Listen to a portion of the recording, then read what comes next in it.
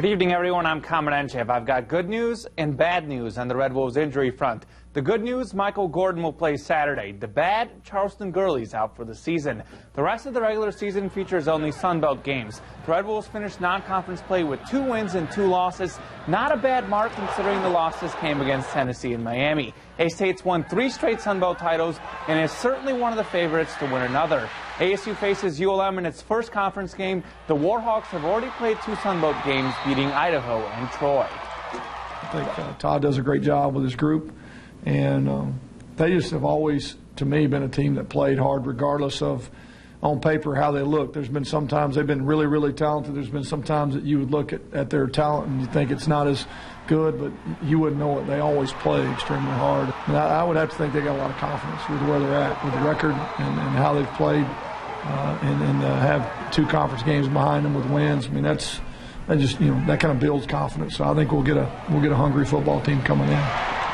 Freddie's fumbles have become a big concern for the offense. Knighton dropped the ball without being touched against Miami and then did it again twice against Utah State.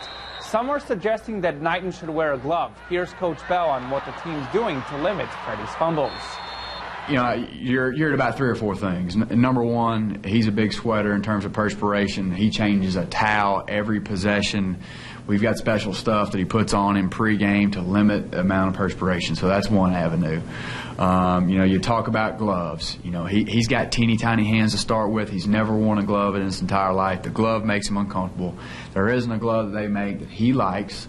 So we're not going to go the glove route.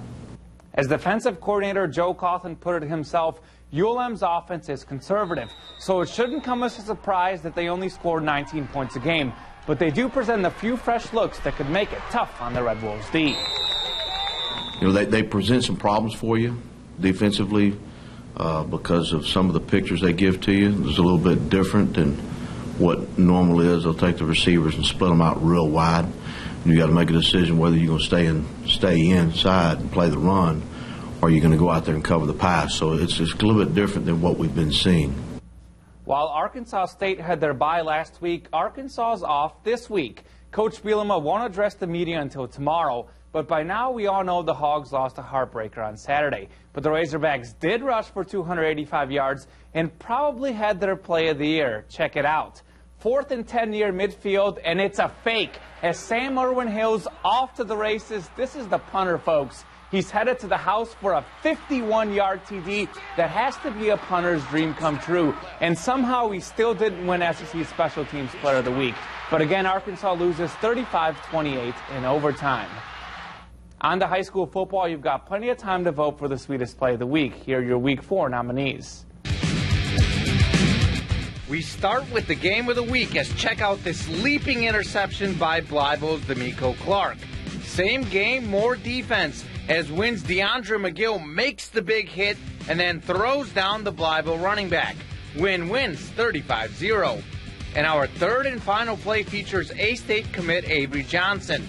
Here's one of his 6 touchdowns. Johnson had 100 receiving yards and 150 rushing yards as Highland beats Westside 55-33. Head on over to KIT8.com to vote. Polls close Tuesday at 8. You can see the winning play that night on Region 8 News at 10. And guys, right now Avery Johnson has a huge lead in that poll. Of course, he's an A-State commit, as I said. So if all things go well, Arkansas State fans should see a lot of him in the coming years. We'll find out. All right, Common, thanks. And stay with us. We're back after this.